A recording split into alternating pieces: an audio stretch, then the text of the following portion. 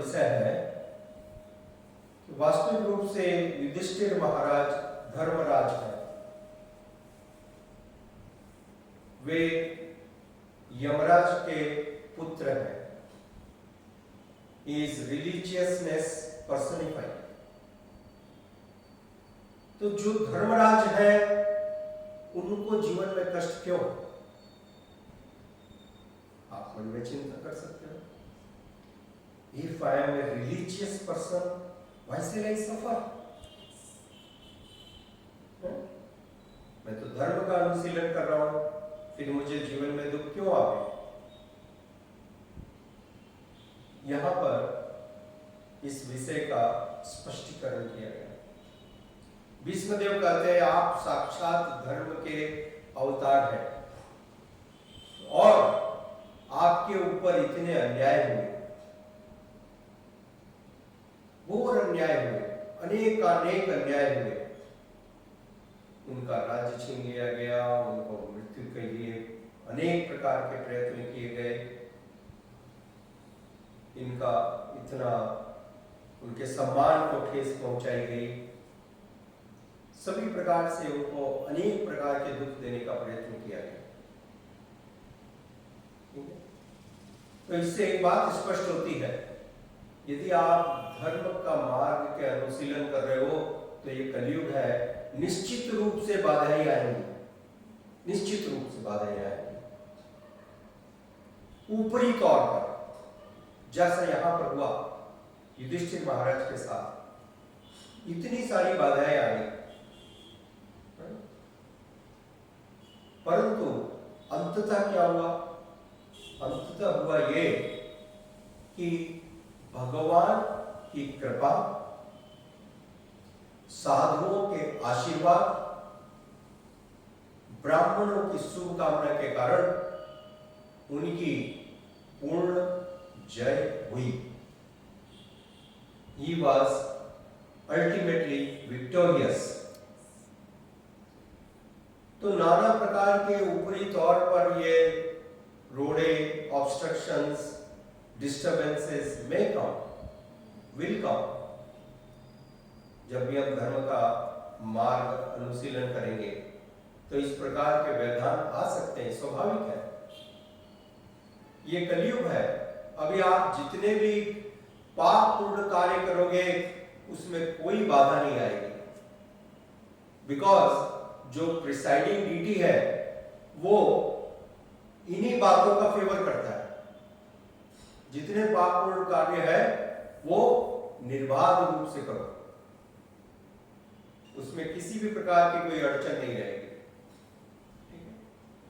और जो आप धर्म का अनुशीलन करोगे तो निश्चित रूप से नाना प्रकार की छोटी मोटी समस्याएं आती रहेंगी, परंतु एक बुद्धिमान व्यक्ति इससे विचलित नहीं होता। He does not get disturbed। वो अपने मार्ग पर दृढ़ता के साथ चलता है, with more and more determination। और इसका परिणाम यह होता है कि अंततः वह अपने लक्ष्य में सफल होता है। जैसा हम देखते हैं युधिष्ठिर महाराज के जीवन में इतनी सारी विपत्ति आई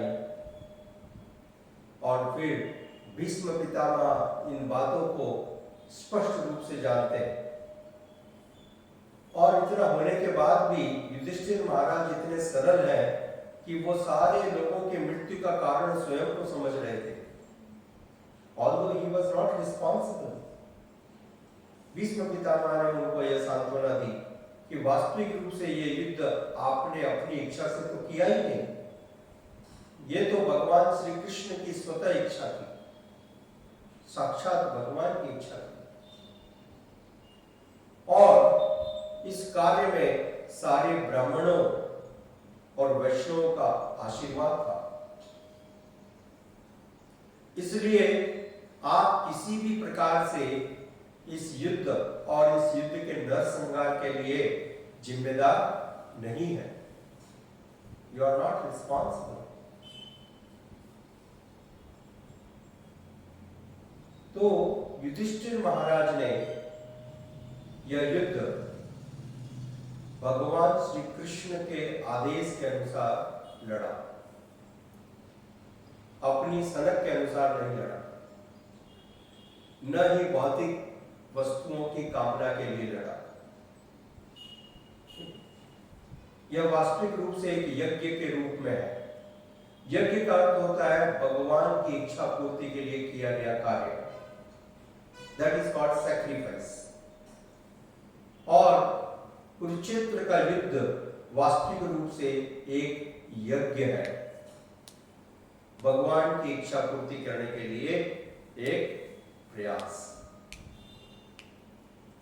तो जैसे श्रील प्रभुपाद जी लिखते हैं कि जब तक इन तीन के द्वारा आशीर्वाद मिल रहा है, इसलिए शास्त्रों का कथन है धर्मो रक्षति रक्षता।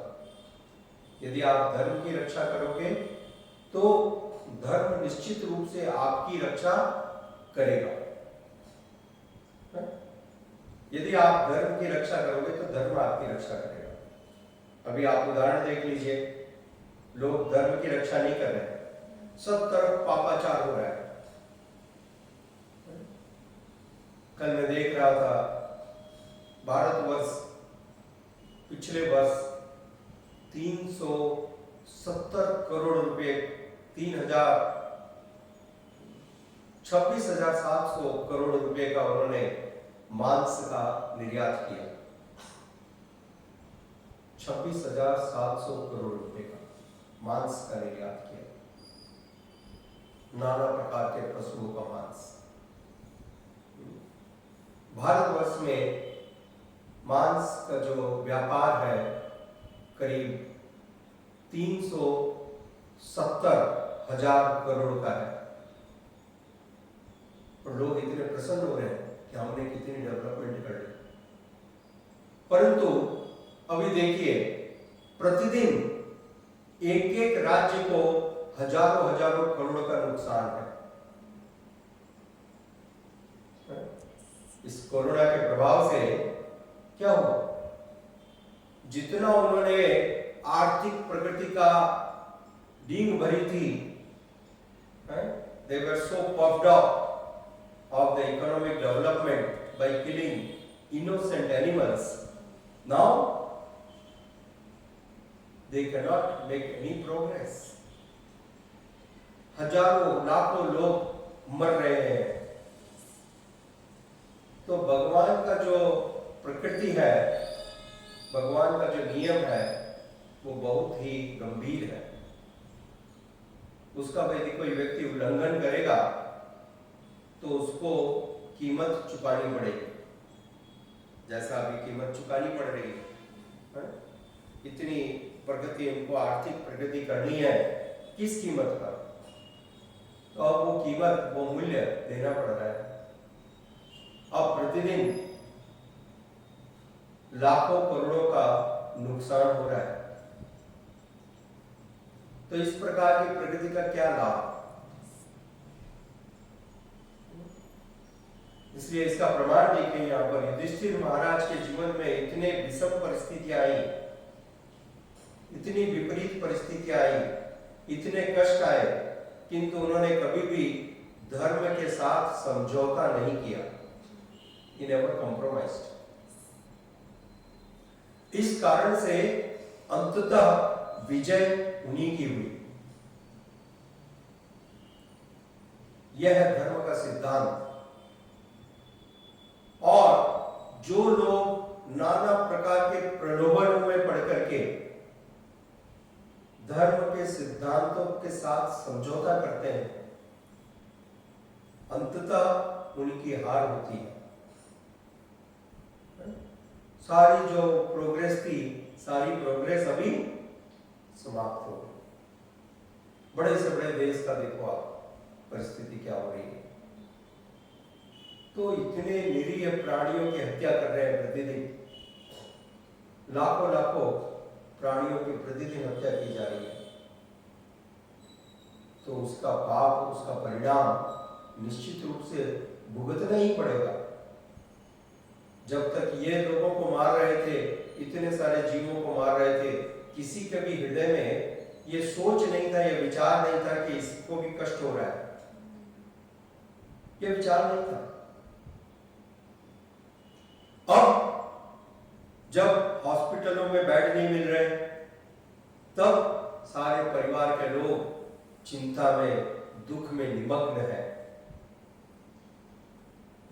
तो जब आपके साथ हो रहा है तो आपको महसूस हो रहा है, और जब आप इतने सारे जीवों के साथ वो कर रहे थे तो आपको कोई इसकी अनुभूति नहीं है। ये अपराध है। दूसरों के बारे में भी विचार करना चाहिए। वैष्णव जन तो तेने कहिए जे पीड़ पराई जाने, जो दूसरों के दुखों को समझता है वो वास्तविक रूप से बुद्धिमान है, वो वैष्णव है। तो युधिष्ठिर महाराज इस प्रकार के वैष्णव हैं। इस कारण से अंततः विजय उन्हीं की हुई।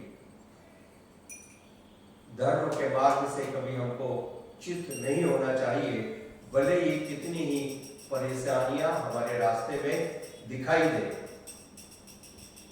कुरुक्षेत्र का युद्ध इसी को प्रमाणित करता है। धन्यवाद। हरे कृष्ण।